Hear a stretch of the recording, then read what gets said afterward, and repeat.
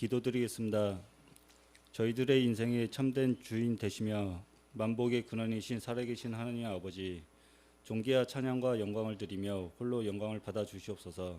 아멘. 저희들에게 하늘의 신령한 복과 땅의 기름진 복을 받되 영혼의 기쁨이 될 예수님으로 인하여 만족할 수 있게 하옵소서. 아멘.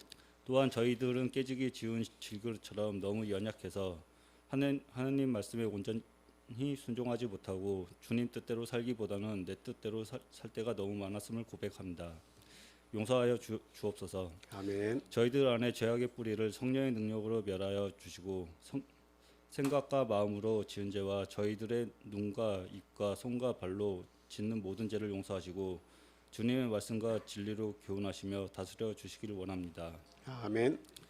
살아계셔서 역사하시는 하나님, 우리 천빛교회를 위해 기도합니다. 은혜와 진리의 터로 하나님 나라를 세우게 하시고 영혼 구원 위해 기도와 복음 전도에 힘쓰기 위하여 이곳에 참빛교회를 세워주신 하나님 감사합니다. 아멘. 예수님의 사랑을 실천하는 주님이 기뻐하시는 이 시대에 꼭 필요한 교회가 되게 하옵소서. 아멘. 영혼의 상처로 인하여 좌절하고 시험에 빠져 있는 심령을 새롭게 새 힘을 얻을 수 있게 하시며 또한 어려운 일에 닥친 형제들에게 형통의 복으로 채워주시길 바라오며 우리를 죄악에서 건져주시고 생명을 주신 예수 그리스도의 거룩하신 이름을 기도드렸습니다. 아멘. 아멘.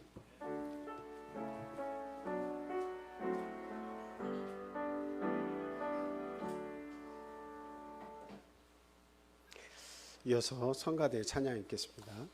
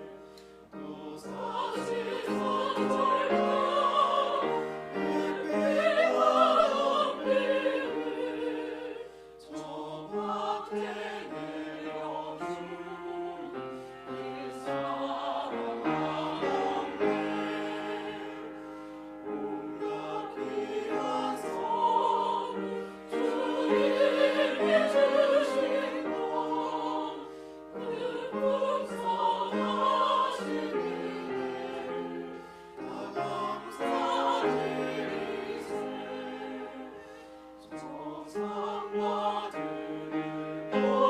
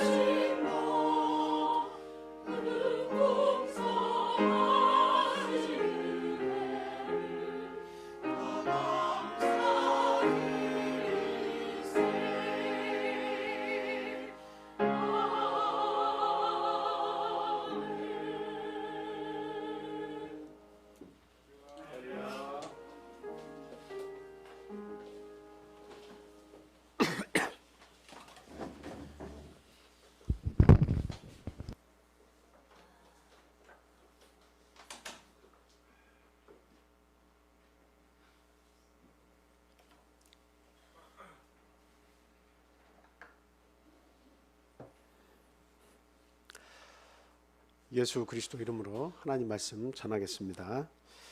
우리 다 함께 말씀 찾아보겠습니다. 창세기 15장 1절에서 7절까지 있는 말씀입니다. 현정민 집사님께서 읽어주시겠습니다. 이후에 여호와의 말씀이 환상 중에 아브라함에게 임하여 이르시되 아브라함아 두려워하지 말라 나는 내 방패요 너의 지극히 큰 상급이니라. 아브라함이 이르되 주 여호와여 무엇을 내게 주시려 하나이까 나는 자식이 없사오니 나의 상속자는 이 다메섹 사람 엘리에셀이니이다. 아브라함이 또 이르되 주께서 내게 씨를 주지 아니하셨으니 내 집에서 길린 자가 내 상속자가 될 것이니이다. 여호와의 말씀이 그에게 임하여 이르시되 그 사람이 내 상속자가 아니라 내 몸에서 날 자가 내 상속자가 되리라 하시고 그를 이끌고 밖으로 나가 이르시되 하늘을 우러러 무뼈를 셀 수 있나 보라. 또 그에게 이르시되 내 자손이 이와 같으리라. 아브라함이 여호와를 믿으니 여호와께서 이를 그의 의로 여기시고 또 그에게 이르시되 나는 이 땅을 내게 주어 소유를 삼게 하려고 너를 갈대아인의 우리에서 이끌어낸 여호와이니라. 아멘. 오늘은 지난주에 이어서 두 번째 시간 좁은 길 그러나 약속이 있는 길이라는 큰 제목으로 말씀을 드리려고 합니다. 처음 시간은 믿음의 출발에 대해서 말씀을 드렸고 이 시간에는 성숙함으로 가는 여정이라는 소제목을 가지고 말씀을 드리려고 합니다. 오늘 본문의 말씀은 여러분들이 잘 알고 계시는 그런 내용인데요. 하나님께서 아브라함에게 정말 엄청난 약속을 이렇게 주시죠. 그래서 그 약속을 받은 아브라함의 그 믿음의 여정, 출발은 믿음으로 잘했죠. 결단을 하고 갈대아 우르를 떠나서 하란에 머물렀다가 또 하란에서 또 아버지가 돌아가시는 그런 일을 당했지만 거기에 머물지 않고 또다시 하나님이 지시하신 땅으로 출발하는 그 믿음의 여정을 볼 때 아브라함은 참 특별한 사람인가 보다. 아브라함은 참 믿음이 좋은 사람인가 보다. 하나님께서 그를 선택하신 데는 남들보다 독특하고 특별한 그의 능력과 순종심이 있었나 보다. 그의 리더십이 다른 사람과는 다른 것이 아닌가 이런 생각을 저희들이 품게 됩니다. 그러나 오늘 본문 말씀을 통해서 우리가 생각해 볼 것은 전혀 그렇지 않다라고 하는 겁니다. 아브라함은 전혀 인간적이며 그리고 가장 나약한 인간의 표본이었다라고 하는 것을 우리가 이 시간 같이 생각해 보고 그런 나약한 인간임에도 불구하고 하나님께서 그에게 약속을 주셨고 그 약속을 향해서 그가 나아갈 수 있도록 하나님께서 그 믿음을 재촉하시고 이끌어 가신다라고 하는 것을 말씀을 통해 생각하고 은혜를 나누도록 하겠습니다. 먼저 첫 번째로 말씀드리고자 하는 것은 그 본문 말씀에 나왔듯이 하나님께서 아브라함에게 주신 지극히 큰 약속에 대해서 우리가 먼저 생각을 해보겠습니다. 어떤 약속들이 나와 있습니까? 먼저 그 약속이나 보장 같은 내용을 하시는데 본문 첫 번째 말씀을 보면 두려워하지 말아라. 나는 내 방패요 너의 지극히 큰 상급이다. 이렇게 말씀하고 있죠. 내가 너를 막아줄게 라고 하는 겁니다. 내가 너를 막아줄게. 어디를 가도 하나님께서 너의 방패가 돼주겠다. 그 말은 너를 보호해 주겠다라고 하는 말씀 아니겠습니까? 그래서 두려워하지 말라는 거예요. 그리고 또한 내 자신이 너의 지극히 큰 상급이다 이렇게 얘기하고 있습니다. 우리가 생각할 때 상급이라고 하는 것은 참 뭔가를 나보다 더 높은 곳에 있는 분으로부터 받는 그냥 상이잖아요, 상. 근데 우리가 뭔가를 받고 싶어 하는 것이 있는데 이 세상에서 받고 싶어 하는 그것의 한계와 또 하나님께서 주시는 그 상의 차이를 한번 생각해 보세요. 근데 하나님께서 보장을 하셨는데 내 자신이 너의 상이다. 이렇게 말씀하신 것은 하늘의 모든 보화가 다 네 것이다 라고 하는 말씀입니다. 그리고 내가 어마어마한 상을 내가 너에게 보장하겠다 이런 말씀이에요. 내 자신이 너의 상급이라는 것은 모든 것을 주겠다는 말씀이죠. 그래서 내가 하고자 하는 일을 내가 아브라함에게 고하지 아니하겠냐 말하지 않겠느냐 그렇게까지 얘기했어요. 그러니까 하나님의 모든 계획과 하나님이 하시고자 하는 모든 일은 아브라함에게 그것을 알리시고 또 그것으로 하여금 아브라함을 이렇게 독려하고 이끌어 가셨다. 하나님의 약속으로 가도록 이끌어 가셨다라고 하는 것을 우리가 알 수 있습니다. 그래서 첫 번째 주신 약속은 네 방패가 돼주고 또 너의 지극히 큰 상급이 내가 되어주겠다 이렇게 말씀하신 겁니다. 자, 두 번째로는 내 몸에서 날 후사가 너에게 있도록 하겠다라고 하는 약속이었습니다. 아브라함은 지금 다메섹 사람 엘리에셀이 내가 집에서 길려온 종이 나의 상속자가 되는 것이 아닙니까? 이렇게 얘기하죠. 나에게 씨를 주시지 않았다. 그러니까 그 속에서는 하나님을 생각할 때 나에게 무엇을 주시겠습니까? 당신이 나의 상급이고 방패라고 말씀하셨는데 나는 아직 그 후사가 없습니다. 내 아들이 없습니다. 그래서 지금 내가 생각하고 있는 것은 내 종 엘리에셀이 나의 후사를 이을 그럴 사람으로 나는 알고 있습니다. 이렇게 이야기를 하고 있죠. 그런데 하나님께서 아브라함에게 말씀하시기를 아니다. 그는 네 후사가 되지 못한다. 반드시 너에게 사라를 통해서 내 후사를 주겠다. 이렇게 약속을 하셨습니다. 이건 뭐 엄청난 약속이죠. 엄청난 약속입니다. 고민하고 있는 아브라함에게 생수와 같은 말씀이에요. 후사를 주시겠다고 하는 것은 그 당시에 참 이것보다 더 큰 축복과 참 기쁜 일은 없는 거죠. 그 약속을 하나님께서 주셨는데 거기에 머물지 않고 한 발 더 나아가서 어떤 축복을 해주십니까? 그냥 아들 한 사람 딱 주고 끝나겠다는 것이 아니고 자, 하늘을 봐라. 뭇별을 셀 수 있나 한번 네가 한번 세봐라. 이 수많은 하늘의 별과 같이 너의 민족을 내가 너 후사를 통해서 네 아들을 통해서 이 민족을 이렇게 많도록 만들어 주겠다. 이렇게 약속을 하셨습니다. 물론 아브라함이 참 나중에 참 그 뭡니까 사라를 잃고 그 다음에 재혼을 하고 그 다음에 삶을 조금 더 영위하다가 세상을 떠나는 그 순간까지 보면 아브라함에게 어떤 자식이나 그 후손을 보면 하늘의 별은 뭐 그거는 전혀 닿지도 않았죠. 정말 소수의 그 자식들만 그에게 있었습니다. 그런데 하나님의 이 약속은 아브라함 그때에 살아서 볼 수 있는 약속이 아니고 아브라함에게 믿음의 눈을 떠서 보라. 장차 수많은 세월이 흐르고 나면 너의 그 씨앗이 이삭을 통해서 주실 믿음의 후손들이 얼마나 강성하고 이 땅에 뿌리를 내려서 참 너를 기뻐하고 너를 존경할 것인지 너는 그 믿음의 눈을 떠서 보라 하는 것이었습니다. 그래서 그 나중에 오늘날에 이르기까지 나중인 오늘에 이르기까지 이렇게 생각을 해보면 아브라함은 그때 당시 하나님의 그 축복의 말씀을 믿고 내 민족이 이와 같을 것이구나 라고 하는 사실을 뒤늦게 아주 뒤늦게 믿게 되었다라고 하는 겁니다. 물론 그때 당시에는 보이지 않았지만 하나님이 주신다고 하니까 알겠습니다 하고 따랐지만요. 그러나 그의 믿음은 그 좀처럼 변하지 않았습니다. 그래서 오늘날 우리가 좀 생각을 해봐야 되는 것은 너무나 이렇게 믿음에 처지는 것도 문제지만 변화가 안 되는 것도 문제지만 너무나 급하게 생각하는 것도 그것도 문제다라고 하는 것을 우리가 알 수 있습니다. 아브라함의 믿음은 쉽게 변화되지 않았어요.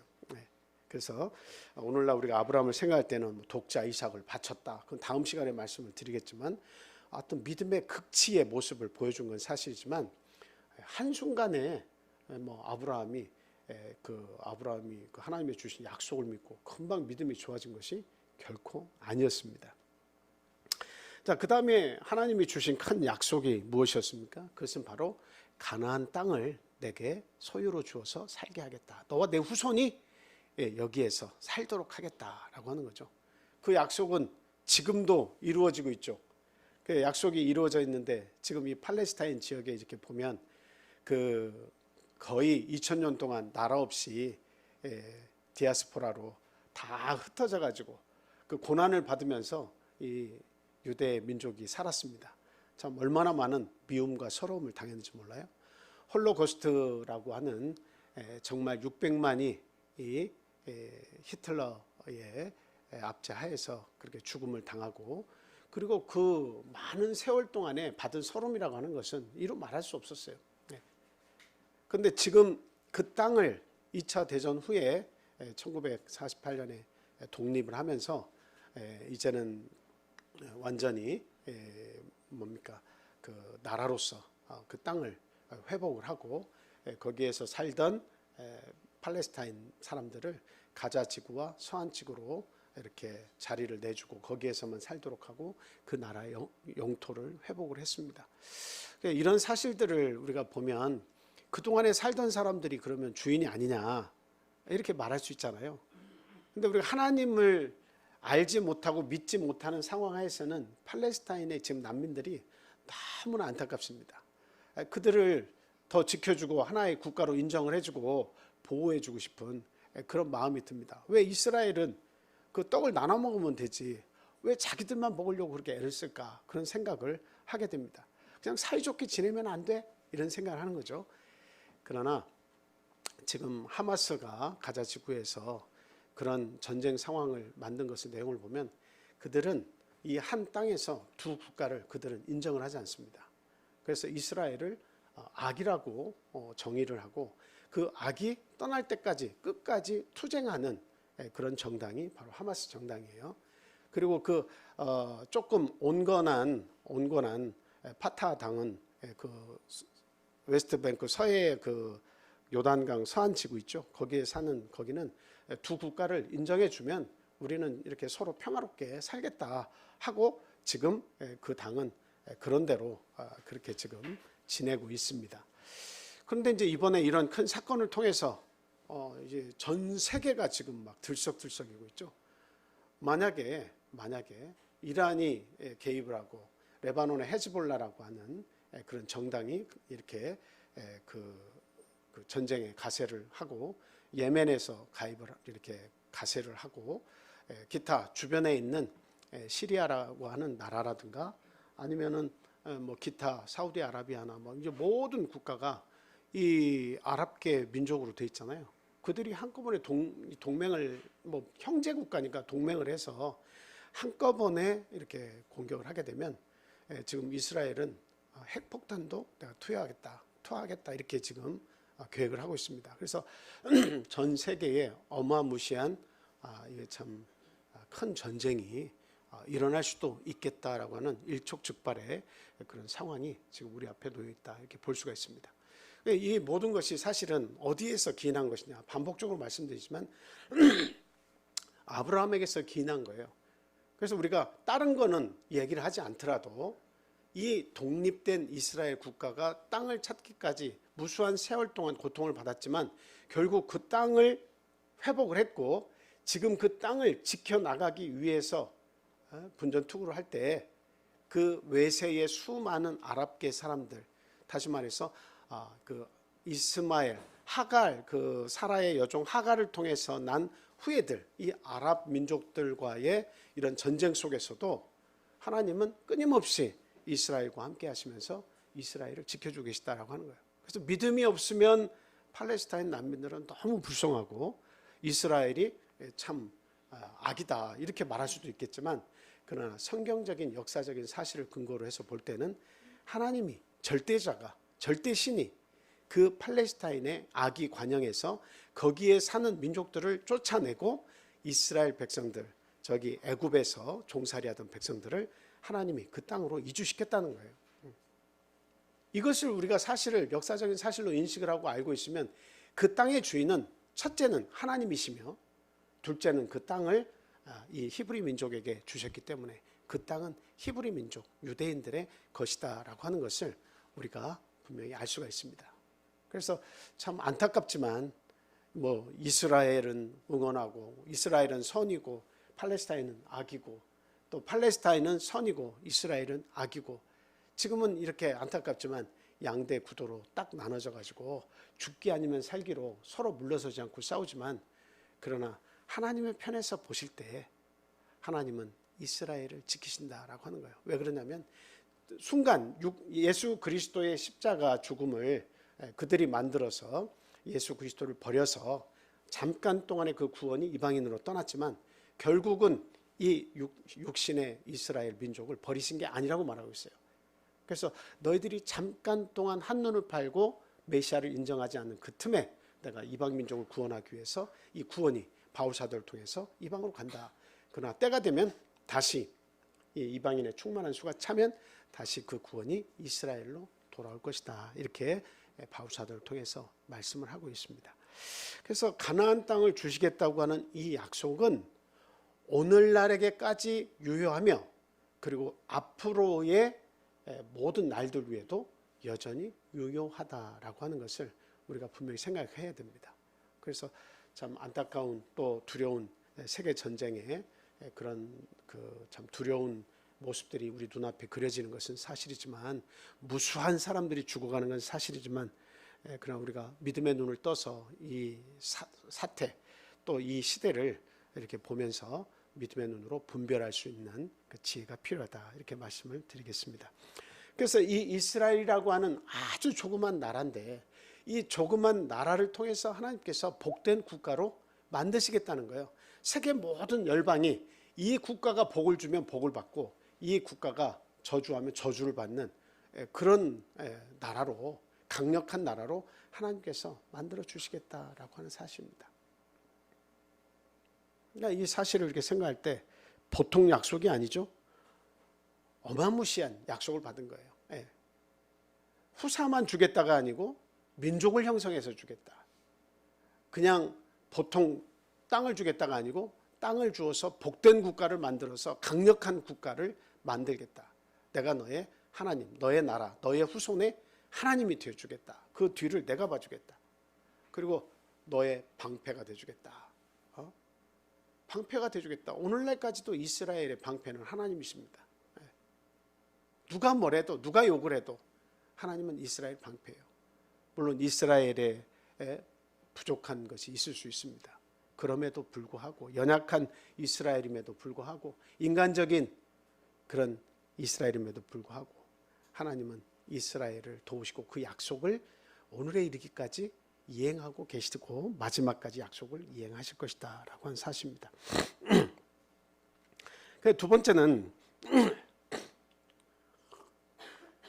하나님의 이 엄청난 약속에도 불구하고 아브라함이 한순간에 믿음이 좋아진 것이 아니라 불신앙의 극치를 달렸다라고 하는 사실입니다. 그래서 우리는 그 아브라함을 볼 때 연약하고 아주 인간적인 모습을 가진 사람이다, 이렇게 말을 할 수가 있다라고 하는 거죠. 먼저 창세기 12장 6절에서 8절 말씀 보겠습니다.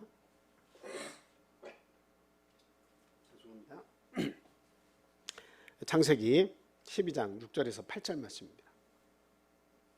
자, 우리 같이 한번 읽어보겠습니다. 시작. 아브라함이 그 땅을 지나 세겜 땅 모래 상수리 나무에 이르니 그때에 가나안 사람이 그 땅에 거주하였더라. 여호와께서 아브라함에게 나타나 이르시되 내가 이 땅을 내 자손에게 주리라 하신지라. 자기에게 나타나신 제단을 쌓고 거기서 베델 동쪽 산으로 옮겨 장막을 치니 서쪽은 베델이요 동쪽은 아이라. 그가 그곳에서 여호와께 제단을 쌓고 여호와의 이름을 부르더니. 이 내용을 보면 아브라함의 믿음의 여정을 우리가 이렇게 어느 정도는 알 수 있습니다. 아브라함이 갈대아 우르에서 이런 축복을, 큰 축복을 주겠다 했을 때 아브라함의 선택은 선뜻 거기를 떠났죠. 그 약속을 믿고 떠났단 말이에요. 참 출발이 믿음의 출발이었어요. 그리고 하란 땅에서 그 아버지와 조카 롯 가족과 함께 거기서 거하면서 아버지가 돌아가셨어도 마음에 움직임이 없고 하란에 머무르려고 하는 그런 마음보다는 하나님의 약속을 이행하겠다고 하는 그 믿음을 쫓아서 또 출발했단 말이에요. 그리고 남방으로 이 가나안 땅으로 내려오면서도 그 거처에서 하나님이 나타나 주실 때마다 어때요? 거기에서 하나님께 제단을 쌓고 하나님께 그 하나님께 제사를 드렸습니다. 제단을 쌓았다는 건 제사를 드렸다는 이야기예요. 이 말은 뭐예요? 아브라함은 그 하나님의 말씀이 나타나서 약속을 이행하겠다고 하실 때마다 하나님 감사합니다 하면서 하나님의 이름을 불렀다는 거예요. 그러니까 믿음 없는 행위가 아니에요. 아브라함은 믿음이 분명히 있긴 있어요. 그 아브라함의 믿음이 있는 그 양면 속에 또 하나가 존재하는 것이 무엇이냐라고. 진주만 존재한 것이 아니라 진흙도 같이 존재했다라고 하는 거죠. 예. 진흙과 이 진주가 보석이 공존하는 거예요. 예. 그래서 오늘날 우리가 우리 성도님들을 이렇게 바라보면 어떨 땐 믿음이 참 좋은 것 같은데 어떨 때는 하나없이 나약해져 가지고 믿음이 없는 사람처럼 보일 때가 있습니다. 그런 모습을 보면 우리 지도자들은 실망할 때가 있어요. 왜 저러지? 믿음이 왜 제대로 안 들어가는 거야? 왜 시간이 지났는데도 왜 성숙한 믿음이 안 되는 거지? 이렇게 생각할 때가 있습니다. 그런데 아브라함도 그랬다는 거예요. 아브라함도 그랬다는 거예요. 믿음이 지금은 있어 보입니다. 아주 큰 믿음이 있어 보여요. 지금까지는 별로 아브라함이 흠잡을 데가 없는 것처럼 보입니다. 그러나 큰 사건들을 이후로 아브라함이 얼마나 연약한 인간이며 불신앙의 극치의 사람인지를 보여주고 있죠. 다음 성경 구절 보겠습니다. 창세기 12장 13절입니다. 원하건대 그대는 나의 누이라 하라. 그러면 내가 그대로 말미암아 안전하고 내 목숨이 그대로 말미암아 보존되리라 하니라. 참 이 말씀은 창세기 12장에서만 보는 게 아니라 20장에도 똑같이 그랄 땅에 가서도 거기 엘리멜렉 그 그랄의 왕에게도 똑같은 일을 행하는 것을 볼 수가 있습니다. 근데 저기에 보면 원하건대라고 하고 있어요. 원하건대라고 하는 그 말 속에는 뭐가 있습니다? 뭐가 있습니까? 나는 살고 싶다 이게 들어있는 거야. 내가 원하는데 좀 이렇게 좀 해줘 여보. 우리 이렇게 하기로 약속을 합시다. 원하건대 나의 원함은 내 목숨을 살리는 거야. 그래서 당신이 나의 누이라고 하면 당신이 그거를 인정만 해주면 내가 살겠다. 내 생명을 안전하게 지킬 수 있을 것이다 라고 하는 거죠. 근데 사실 이복 누이입니다. 아브라함과 사라는 이복 누이예요. 그러니까 누이라고 해도 되고 오빠라고 해도 되고 그런 관계예요. 근데 결혼을 했다 이 말이에요. 근데 결혼을 했으면 누이와의 관계가 아니라 누구와의 관계입니까? 이거는 부부의 관계가 이제 만들어진 거잖아요. 그러면 그 아내를 지키려고 하는 그 마음이 있어야 되는데 그 마음이 아브라함에게는 자기의 생명을 살리는 것보다는 별로 중요한 문제가 아니었어요. 그래서 누이라 하라, 내가 생명을 건지겠다라고 하면 어떤 일이 벌어질 겁니까? 이제 그 뒤에 말씀을 우리가 창세기 12장 쭉 읽어보면 알지만 애굽의 바로에게 그 바로의 신하들이 어떻게 가다가 아브라함 다른 이방 족속들이 들어오니까 소문이 막 나겠죠. 그래서 바로의 신하들 중에 눈에 띄어서 그 아름다운 용모 때문에 바로에게 데려가게 됩니다. 그래서 결국 바로가 정말 사랑스럽고 어여쁜 그 사라를 보면서 자기의 부인으로 삼습니다. 참 저는 좀 궁금한 것이 아브라함이 그렇게 자기 누이라고 하라 할 정도로 자기의 생명이 위태로울 정도로 빼앗기게 분명해. 내 아내라고 하면 나는 죽일 거 빼앗을 거야. 이 정도로 생각한 그 사라의 미모가 참 궁금합니다. 그래서 참 저와 함께 하나님 나라 가면 이렇게 궁금하신 분들은 우리 사라를 찾아가서 한번 얼굴을 봅시다. 어떻게 생겼는지 참 궁금해요. 얼마나 그렇게 이쁘면 내 누이라고 하라고 그렇게 했을까요? 그러나 분명한 것은 이 애굽의 바로에게 눈에 확 들어왔다는 거죠. 그래서 바로 그 애굽의 파라오의 그 부인이 되었습니다. 물론 하나님께서 바로에게 나타나셔가지고 꿈속에서 그를 꾸짖고 그리고 하나님이 징계하신다고 말씀을 하셔서 두려운 마음을 주셨죠. 그래가지고 결국은 이렇게 보내게 됩니다. 보내게 될 때도 어떻게 보내요? 그냥 보내는 게 아니고 그 가축들을 많이 준비해가지고 주면서 그렇게 떠나라고 얘기하죠. 아주 참 수치스러운 장면이에요. 자기의 부인을 팔아서 지키지 못하고 자기의 부인을 팔아서 나중에 하나님의 은혜지만 그게 떠나갈 때 그 모든 육축을 가져서 부유한 자가 되어서 나가는 이런 모습을 보면 자, 하나님이 이런 아브라함에게도 사랑을 베풀어야 될까? 인자함을 보여줘야 될까? 이렇게 철없고 전혀 참 그 용감한 구석이라고 하는 것은 하나도 없는 이 아브라함에게 왜 하나님이 저렇게 저런 연약함 속에서 보호하실까 이런 생각이 듭니다. 그러니까 아브라함과 하신 약속은 하나님이 하신 약속은 일방적인 약속이에요. 종적 언약이라고 이야기하는데 종적 언약. 그러니까 그 종적 언약은 하나님께서 약속을 주신 것인가 이게 은혜예요. 약속을 딱 주신 것이 그게 은혜예요. 그래서 아브라함은 그냥 순종하고 가기만 하면 하나님이 약속하신 대로 하나님이 그걸 다 이루시는 거예요. 네. 아브라함이 내가 가겠으니 하나님 날 도와주세요. 이거 횡적 언약이에요. 당신이 잘하면 나도 잘하고 내가 잘하면 당신도 나에게 잘해 주셔. 이거 횡적 언약이에요. 그 약속이 횡적 언약이에요. 근데 지금 이번에 갈대아 우르에서 불러서 내가 지시할 한 성읍으로 가라. 내가 너에게 민족을 이루어 주겠고 그 나라를 주겠다라고 하는 것은 하나님의 종적인 언약이고 하나님이 책임지셔야 할 상황이에요. 그래서 아브라함이 이런 자기의 생명을 두려워하는 상황 속에서 자기 아내를 팔아 넘겼지만 본의 아니게 팔아 넘기게 됐지만 그걸 통해서도 하나님은 이런 가축들을 이렇게 준비해 주셔서 그의 부의 보탬이 돼서 그렇게 하셨습니다. 물론 창세기 20장에 가서도 똑같이 그랄 땅에서도 역시 그런 수치를 사라에게 안겨주죠. 그 그랄 왕 아비멜렉에게 빼앗깁니다. 부인을 빼앗겨요. 근데 하나님께서 또 그 꿈에 나타나셔가지고 네 모든 태를 내가 다 닫겠다. 하나님 저주하시는 거죠. 두려운 마음을 주셔서 아브라함을 떠나게 하시면서 사라를 또 내어주게 하죠. 그때도 역시 많은 가축과 많은 종과 많은 그런 선물들을 주면서 빨리 떠나가시오 이렇게 해주면서 당신이 어느 곳에 거하더라도 내가 다 허락하겠소. 이런 축복을 하나님께서 받도록 하십니다. 이거는 아브라함이 얼마나 믿음이 또 연약한 것인가 하는 것을 극적으로 보여주는 그런 모습입니다. 그래서 저는 이 구절에 볼 때 원컨대 그대는 나의 누이라 하라.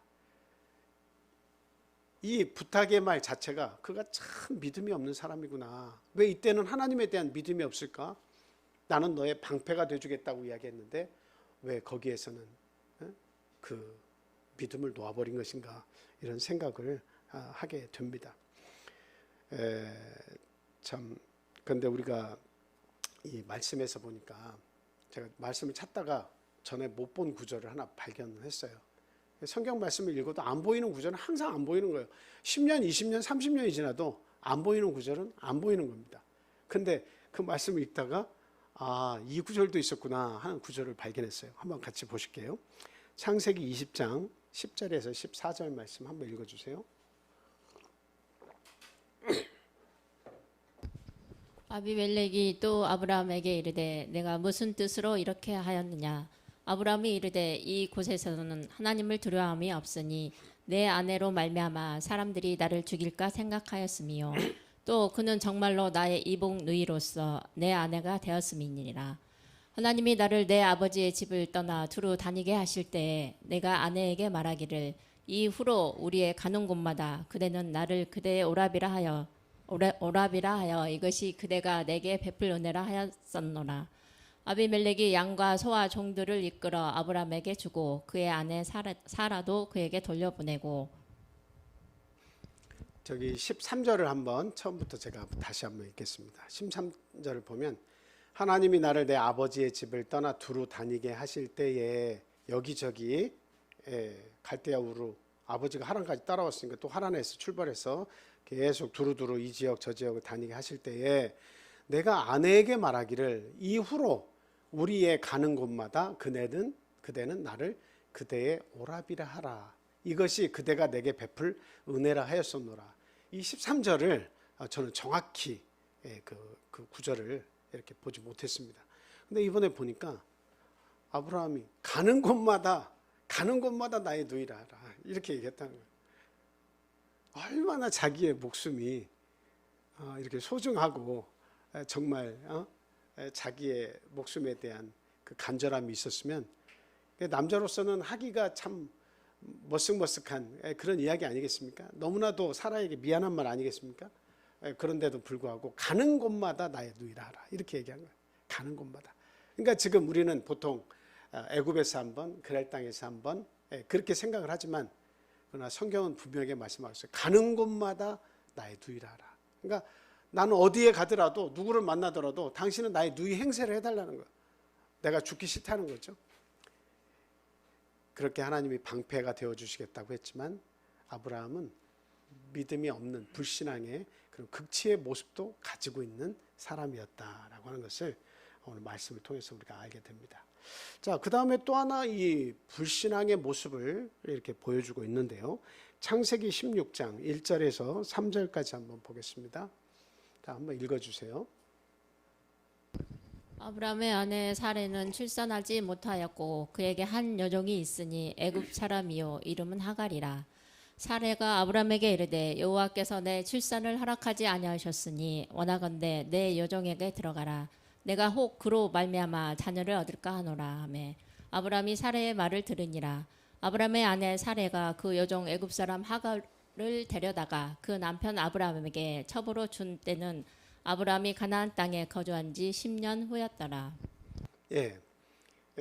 지금 그 아브라함이 가나안 땅에 거주한 지 10년 후였다 이렇게 얘기하고 있는데요. 아브라함이 그 이스마엘을 낳고 한 때가 그 86세입니다. 86세. 그리고 우리가 알지만 하란에서 떠날 때 아브라함의 나이가 몇 살이었죠? 75세였어요. 그러면 75세에서 85세 때쯤 돼가지고 그 첩으로 준 거예요. 그리고 그 1년 뒤에 이제 그 이스마엘 하갈을 통해서 이스마엘을 이렇게 낳은 겁니다. 그래서 가나안 땅에 들어와서 10년이라고 하는 것은 그 하란 땅에서 떠나가지고 바로 가나안 땅에 이렇게 들어와서 머물게 된 것 같아요. 근데 여기서 우리가 그 알아야 되는 것은 2절에 보면 사레가 아브라함에게 이르되 여호와께서 내 출산을 허락하지 아니하셨으니 원하건대 내 종으로 들어가라 이렇게 돼 있어요. 지금 이제 그 종을 줄 테니까 종에게 들어가라 이렇게 이야기하고 있습니다. 이게 사레의 불신앙의 극치이면서 그것을 허락한 아브라함이 불신앙의 극치의 모습을 선택했다라고 하는 것을 우리에게 알려줍니다. 그러니까 원하건대라고 하는 것은 뭐예요? 나 살고 싶다. 이게 항상 포함이 되는 거예요. 원하건대는 나 살고 싶다. 사라는 이 수치에서 나는 살고 싶다 이 말입니다. 아들을 낳지 못하고 하나님께서 그 아들을 주시지 않는 이 수치에서 내가 벗어나고 싶다 지금 이야기하는 거예요. 그래서 원하건대 내 종 하갈에게 줄 테니까 하갈을 줄 테니까 하갈에게 들어가서 후사를 보라라고 하는 거예요. 그래서 그때 당시에는 본 주인이 아기가 없을 때는 이렇게 종을 주어서 자녀를 생산하면 자기의 자식으로 적을 올려서 그렇게 후사를 입곤 했습니다. 그러니까 이게 어려운 것이거나 이게 뭐 불합리한 것이 결코 아닙니다. 뭐 오늘날에도 그의 그러한 모습의 습성이 현대 사회에서도 남아 있지 않습니까? 그러니까 이게 결코 잘못된 방법은 아니에요. 그러나 왜 이게 불신앙의 극치의 모습이냐? 아브라함이 그 뜻대로 사라의 뜻대로 한 그게 왜 불신앙의 극치냐라고 하는 것입니다. 여러분들 다 아시죠? 그건 뭐예요? 약속의 자녀를 하나님께서 주시겠다고 그 약속을 매번 하셨는데 그 하나님의 약속을 그 10년이 지나고 나서 깨버렸다라고 하는 거예요. 불과 10년. 물론 10년은 적은 세월은 아닙니다.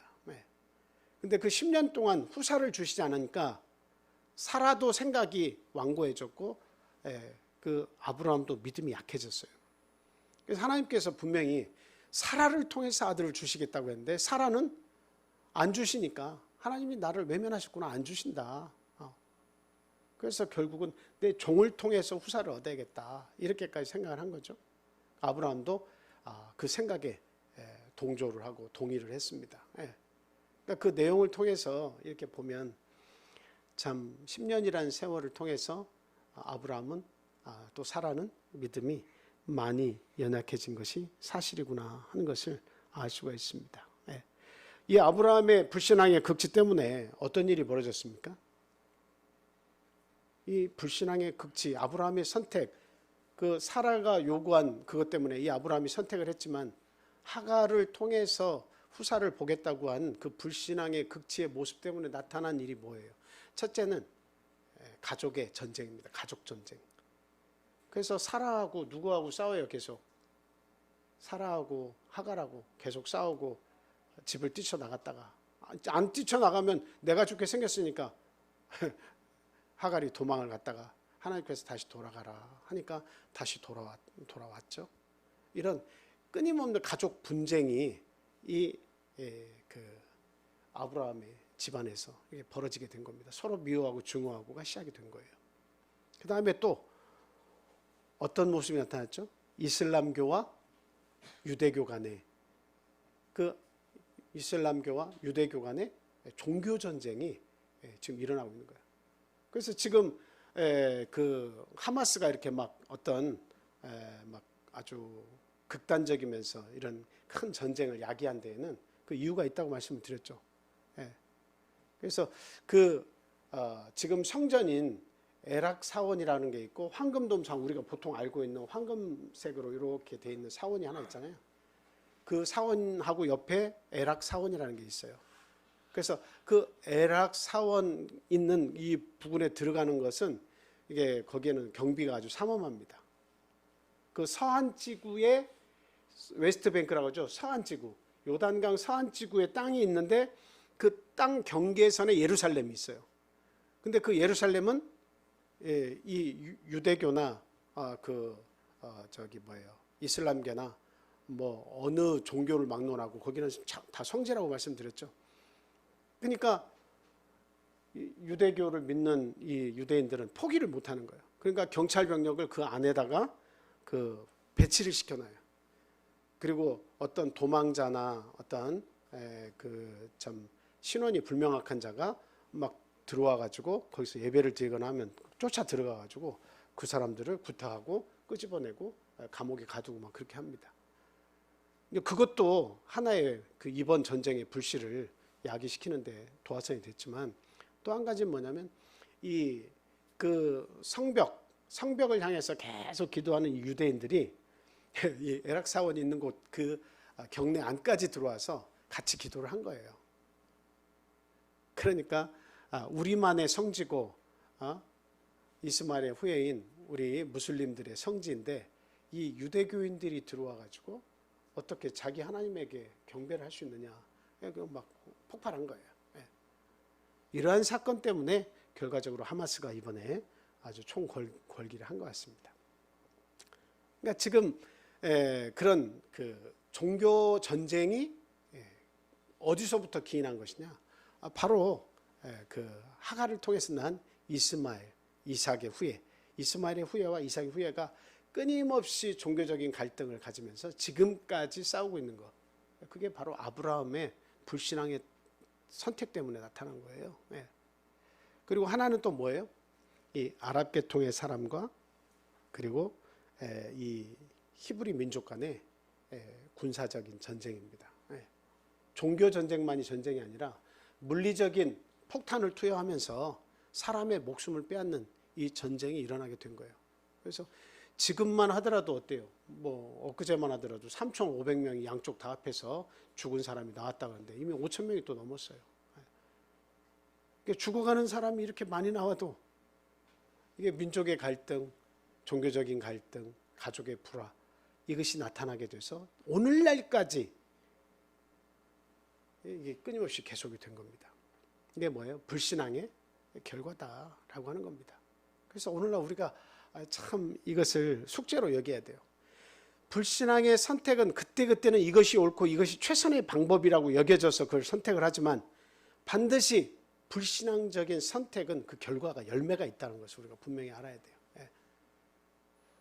믿음으로 하지 아니한 모든 것은 죄니라 이런 말씀도 있지만 불신앙의 선택의 결과는 반드시 열매로 내가 나타나게 돼 있다. 그것을 내가 감당을 할 수 있어야 돼요.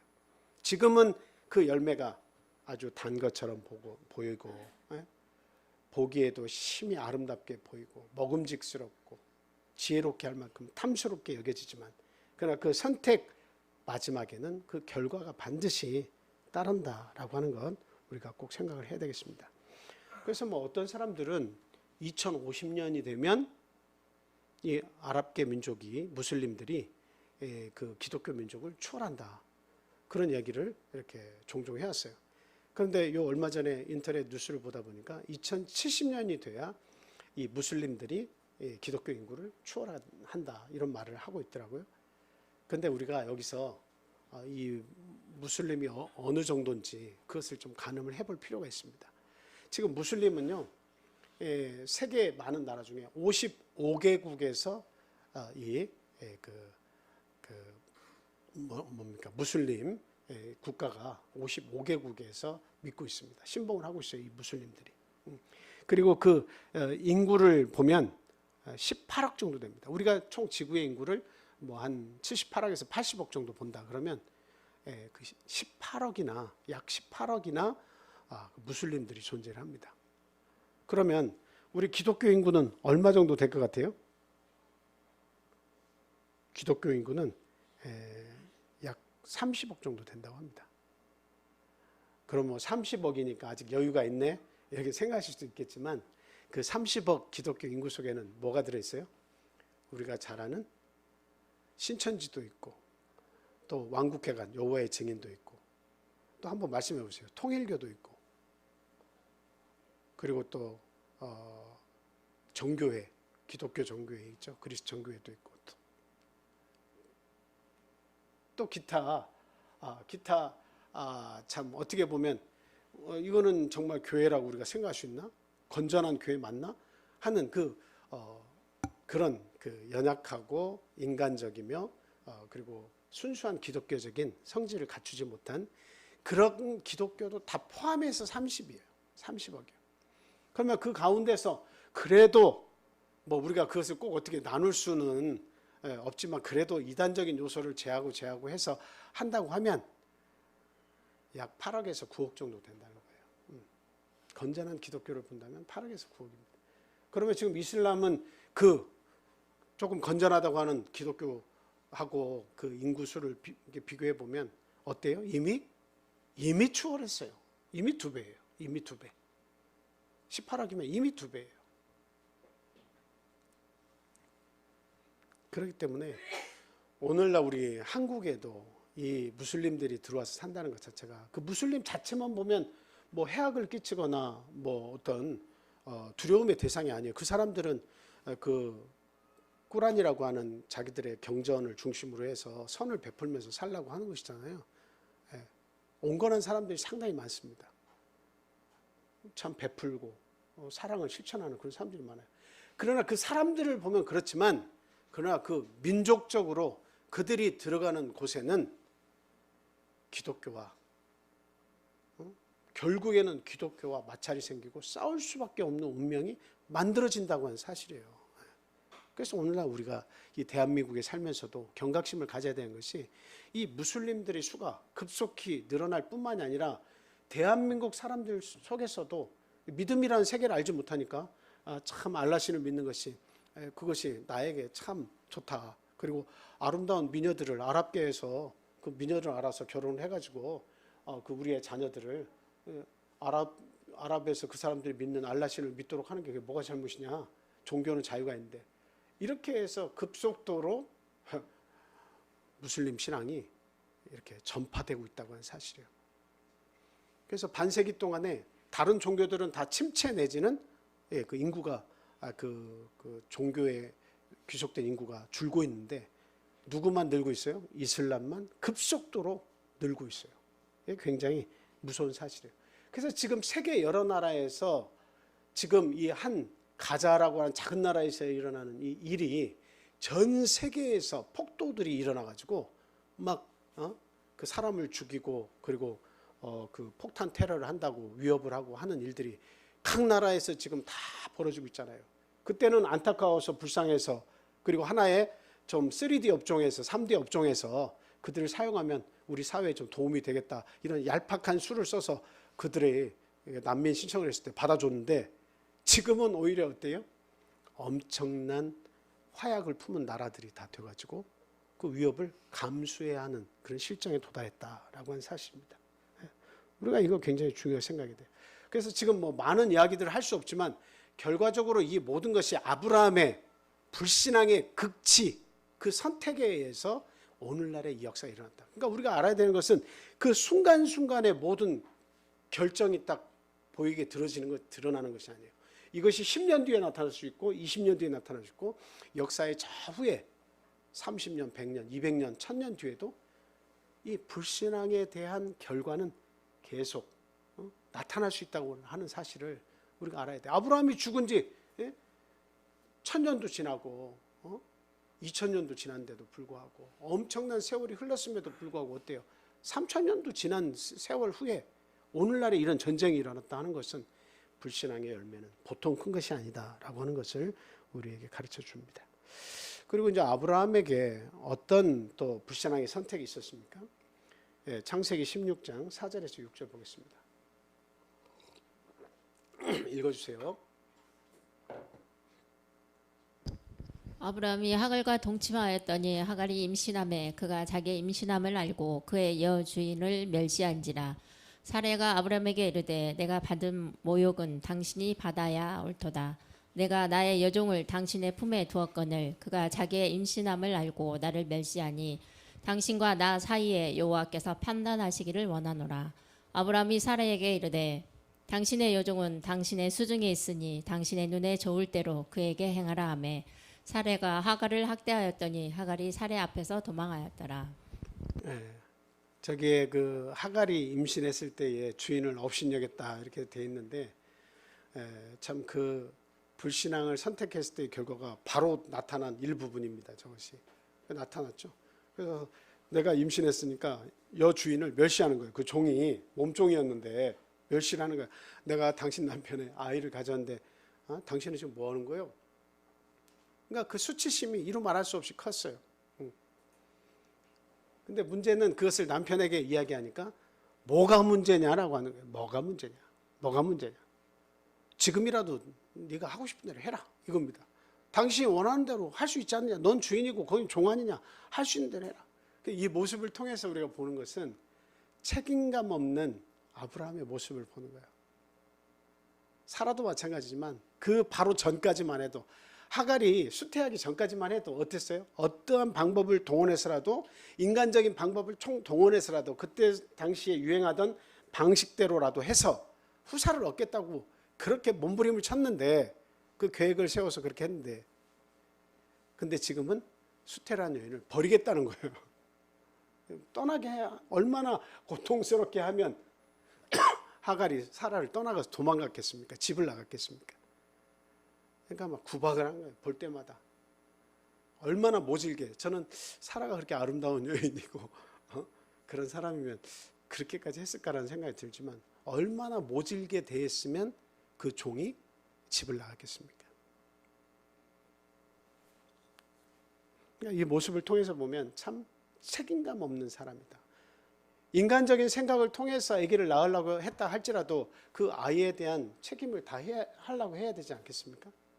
자기가 그걸 원해서 한 것이고 부인과 합의하에 한 것이고 후사를 하나님이 안 주시니까 이렇게라도 후사를 만들겠다고 했으면 그래도 보호하고 뭔가 대우를 해야 되는 거 아니에요? 근데 하나님께서 아브라함이 하지 않은 것을 하갈에게 약속하셨습니다.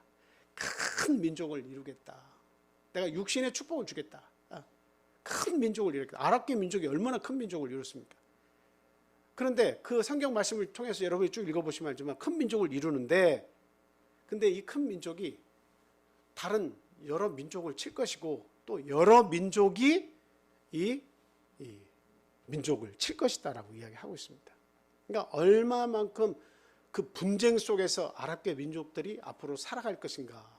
민족은 커져서 엄청난 민족을 만들지만 18억이나 되지만 그러나 그 전쟁의 소용돌이 속에서 헤어나오지 못하게 될 것이다 라고 하는 것이 하나님이 이 이스마엘 그 하갈을 통해서 이스마엘 후예에게 주신 약속입니다.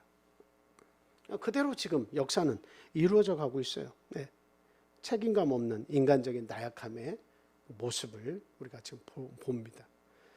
그리고 한 가지만 더 말씀드릴게요. 어떤 믿음 없는 그런 모습을 보여주냐. 창세기 17장 15절에서 21절 좀 깁니다. 제가 한번 읽어보겠습니다. 하나님이 또 아브라함에게 이르시되 내 아내 사레는 이름을 사레라 하지 말고 사라라 하라. 내가 그에게 복을 주어 그가 내게 아들을 낳아주게 하며 내가 그에게 복을 주어 그를 여러 민족의 어머니가 되게 하리니 민족의 여러 왕이 그에게서 나리라. 아브라함이 엎드려 웃으며, 여기를 잘 보셔야 돼, 이 대목을. 아브라함이 엎드려 웃으며 마음속으로 이르되 100세 된 사람이 어찌 자식을 낳을까. 지금 아브라함이 정확하게 나이는 99세입니다. 그런데 그냥 거의 100세가 다 되었다, 지금 이야기하는 거예요. 마음속으로 이르되 100세 된 사람이 어찌 자식을 낳을까. 사라는 90세니 어찌 출산하리요 하고, 아브라함이 이에 하나님께 이르되 이스마엘이나 하나님 앞에 살기를 원하나이다. 아브라함이 어제까지 쫓아냈다가 사라가 돌아오니까 하나님께서 돌아가라 했거든요. 나타나셔서 하갈한테. 근데 하갈이 돌아오니까 그 아기를 낳았어요. 86세 때. 그러니까 그 아기를 이스마엘이라 하나님 이름을 주셔가지고 아브라함도 역시 거기에 순종해서 이스마엘이라 이름을 주고, 이 이스마엘이나 하나님 앞에 살기를 원하나이다. 이 말은 아직도 후사가 누구라고 하는 거예요. 지금 하나님은 자식을 주겠다고 하는데 지금 75세 때에도 하란에서 나타나셔서 하늘의 별과 같이 네 후사를 주어서 그 민족을 형성해 주겠다 이렇게 약속하셨는데 몇 세까지 아브라함이 변화가 안 되는 거예요. 지금 몇 년이 흘렀어요? 99세까지. 75세에서 99세면 몇 년입니까? 예? 뭐 24년, 25년 되겠죠. 예. 그 수많은 세월이 흐르는 가운데에 아브라함에게 중간중간에 믿음의 어떤 모습을 보여주는 모습도 있어요. 창세기 15장에서 횃불 언약을 주시면서 쪼갠 고기 사이로 하나님이 왔다 갔다 하시면서 이 땅을 너에게 주겠다 이 약속을 하시니까 아브라함이 그 약속을 믿고 그 가나안 땅에 딱 도착했을 때, 애굽에 갔다가 가나안 땅에 도착하면서 그 자기의 조카 롯이 막 그 어마어마한 재산을 만들고 자기도 재산이 많아졌잖아요. 그러니까 그 목자들이 다투니까, 목초지 때문에 다투니까 아브라함이 딱 얘기하는 거예요. 네가 먼저 선택해라. 네가 동하면 내가 서하고 네가 서하면 내가 동하겠다.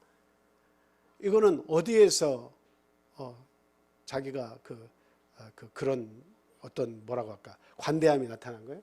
하나님의 약속을 믿는 그 믿음 속에서 관대함이 나타난 거예요. 하나님께서 약속을 하셨잖아. 이 약속 안 지키면 내가 쪼갠 고기처럼 될 거야. 그 당시 팔레스타인 안에서 유행한 약속의 형태가 이런 약속이에요. 약속을 지키지 않으면, 둘 중에 하나가 약속을 안 지키면 쪼갠 고기처럼 이렇게 죽음을 당할 것이다. 이게 둘로 쪼개질 것이다. 아주 극한의 고통을 맛보며 죽게 될 것이다. 이것을 지금 보여주신 거예요. 하나님이 그걸 직접 보여주신 거예요. 그 인간 세상의 약속의 모습을 통해서 그 횃불 사이로 왔다 갔다 하시면서 나도 너에게 이 약속을 주겠다. 그러니까 아브라함은 아주 그냥 의기양양하게 네가 동하면 난 서하고 네가 서하면 난 동할게 이렇게 얘기한 거예요. 아브라함의 이 관대함은 믿음에서 나타난 거예요. 하나님을 믿는 그 믿음에서, 그 땅을 주시겠다고 한 하나님을 믿는 믿음 안에서 그 선택을 롯에게 양보할 수 있었던 거예요. 이런 거 보면 믿음이 참 좋아 보여요. 그런데 그가 99세가 되도록 100세에서 아들을 얻었는데 아들을 얻기 1년 전까지만 하더라도 그는 하나님의 약속을 비웃은 사람이다라고 하는 것을 우리가 알 수 있어요. 그래서 제가 뭐 이거를 아브라함의 믿음은 뭐 바닥이야 이렇게 얘기하는 게 아닙니다. 그럼 보석과 진흙이 함께 공존한다라고 하는 것을 우리가 인정을 할 수 있어야 돼요. 예. 왜 너는 믿음이 이렇게밖에 성장을 안 하는 거야? 왜 너는 10년의 세월이 지났고 20년이 지났는데 왜 너는 변화가 안 되는 거야? 이렇게 보지 말고 그 안에는 보석도 있고 진흙도 있다라고 하는 것을 인정해 줘야 된다라고 하는 겁니다. 그래서 저는 지금 아직까지 믿음의 뿌리를 깊이 내리지 못한 분들에게도 저는 그 속에 보석이 있다고 생각합니다. 하나님을 알아가고 있고 하나님께서 그 마음속에서 떠나지 않고 끊임없이 역사하고 있다는 사실을 문득 자기의 삶 속에서 조금씩 깨닫는 그 보석과 같은 믿음이 있다고 생각을 합니다. 그래서 지금 당장에 막 독자 이삭을 제물로 바치는 그 믿음이 아직은 형성되지 않았다 할지라도 그러나 진흙과 그 하나님을 향한 믿음이 공존해 있음을 우리는 분명히 알고 하나님께서 그 다른 사람을 보지 말고 나를 보도록 하는 이 말씀을 나에게 적용시키는 그 믿음의 삶을 우리가 분명히 살아야겠다 하는 말씀을 이렇게 드립니다. 그래서 이거 뭐예요? 아브라함만 비웃은 거 아니죠? 이렇게 무릎을 꿇고 이렇게 고개를 숙이고 후후후 웃었다는 것은 하나님이 약속을 그렇게 주시고 있는데도 불구하고 아이고 그 읽었잖아요. 그 말씀에 뭐라고 되어 있어요? 사레가 내게 아들을 낳으리니 민족의 어머니가 되게 하겠다. 그렇게 하는데도 불구하고 17절에 보니까 아브라함이 엎드려 웃었다라는 하하하 웃는데 이유가 있어요. 뭐예요? 100세 된 사람이 내가 어떻게 자식을 낳겠냐. 사라는 지금 90세인데 어찌 출산하겠느냐. 하나님 생각 좀 해보십시오. 그리고 사라에게도 하나님의 대리자가 나타나서 사라에게도 그 말씀을 전달을 했어요. 그랬더니 사라가 심중에 웃었다. 이렇게 얘기하고 있어요. 그래서 너 왜 웃냐라고 하나님의 대리자가 이렇게 물으니까 저 안 웃었는데요. 그러니까 웃었느니라 이렇게 얘기하고 있습니다. 둘 다 똑같이 하나님의 선택을 받은 열국의 아버지요 믿음의 어머니, 열국의 어머니가 되게 하실 그런 사람이었지만 그들에게조차도 우리와 똑같은 성정이 있고 우리와 똑같은 인간의 연약함이 끊임없이 존재했다라고 하는 것을 알 수가 있어요.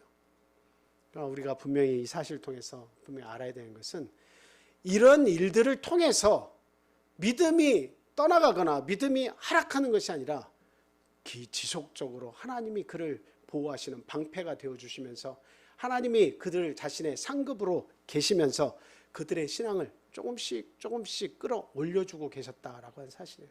그런 경험들을 통해서 믿음 없는 경험들을 통해서 그 선택을 보면서 아픔을 통해서 어지러움을 통해서 하나님은 그를 버리신 게 아니라 하나님이 주신 약속이기 때문에 끊임없이 그들을 견인하고 계셨다라고 하는 사실입니다. 오늘도 여러분들은 내가 삶이 별거 아닌 것 같고 내 믿음이 별거 아닌 것 같고 교회 나와도 재미가 없는 것 같고 안식일에 나와서 코 꿰뚫린 그 고삐에 이렇게 걸려가지고 나온 그런 우리가 송아지처럼 내가 이렇게 살아야 되나 이런 생각을 우리가 할 수도 있겠습니다만 그러나 그러한 과정을 통해서도 하나님 어때요? 우리 삶의 방패가 되어주시고 그런 연약한 생각, 믿음 없는 생각, 믿음이 없는 그 불신앙의 극치의 모습을 우리가 가졌다 할지라도 하나님은 우리를 떠나시지 않고 우리 속에서 견인하고 계시다고 하는 사실을 우리는 감사하게 생각을 해야 한다. 결코 믿음에서 떠나거나 예수 그리스도를 나의 구주로 시인한 이 믿음을 결코 버려서는 안 되겠다라고 하는 것입니다. 우리 예수 그리스도의 은혜가 참 부족한 저희들에게 떠나지 않고 항상 함께해 줄 것을 믿으며 주님께 감사하는 성도 되시기를 예수님의 이름으로 축원을 드립니다. 자, 우리 함께 기도하겠습니다. 할렐루야. 사랑과 은혜가 충만하신 예수 그리스도 이름으로 기도합니다. 하나님 감사합니다. 저희가 죄로 인해 죽을 수밖에 없었을 때에 십자가에서 당신의 생명을 내어주심으로 우리 모든 인류의 죄악을 사해 주시고 우리에게 자유를 안겨주시고 하늘의 모든 축복을 우리들에게 주시니 진심으로 감사합니다. 항상 하나님의 약속을 바라보며 인내하며 하나님의 그 약속을 이루실 날을 고대하며 살아가는 믿음의 백성이 될 수 있도록 하나님 도와주시옵소서. 아브라함을 통해서 보여주신 이 불신앙의 극치의 모습을 저희들 생각할 때 저희가 큰 위로를 얻습니다. 저희 역시도 아브라함과 같은 인간이며 연약함을 가지고 있는 사람이라는 사실을 저희들 생각해 봅니다. 지금 우리의 삶이 부족하고 연약하고 불신앙의 모습을 보이면서 살지라도 하나님께서 우리의 믿음을 견인해 주시고 계시는 줄 믿습니다. 하나님 어떤 이 세상의 유혹과 어떤 괴로움과 핍박이 우리의 삶에 닥칠지라도 결코 하나님을 떠나거나 하나님을 배반하는 일이 없도록 우리의 믿음을 지켜주시는 방패가 되어 주시옵소서. 항상 하나님을 위해서 살며 하나님의 영광을 위해서 살고 하나님께 기쁨을 드리는 그런 삶을 살기를 원하오니 어느 때에든지 하나님은 우리의 상급이 되어 주시옵소서. 항상 주님의 크신 은혜 가운데에서 정죄받지 않는 그 삶 속에서 우리 그리스도 안에 머물며 기뻐하며 감사하며 사는 저희 백성들이 되기를 원하오니 이 기도 들어 주시옵소서. 세계에서 흘러가는 많은 역사들이 성경의 역사요, 하나님께서 그 약속을 주신 대로 그 모든 것이 이루어짐을 볼 때에 불신앙의 삶보다는 하나님께 순종하는 삶이 얼마나 값어치 있고 아름다운 삶인지를 깨닫게 하시고, 앞으로 남은 삶을 살아갈 때에 우리 불신앙의 모습을 줄여가며 하나님께 더욱더 순종하고 겸손한 모습으로 하나님께 더욱더 충성스러운 삶을 살도록 하나님 믿음을 더해 주시옵소서. 이곳에 함께하지 못한 우리 사랑하는 하나님의 자녀들, 또 복음을 전하기를 원하는 우리의 가족들과 이웃들 하나님 기억해 주시고, 어디 있든지 하나님 그 영혼들을 하나님께로 돌아올 수 있는 기회를 허락해 주시기만 간절히 원합니다. 예수 그리스도 이름으로 감사하며 기도합니다. 할렐루야. 아멘. 찬송하였습니다.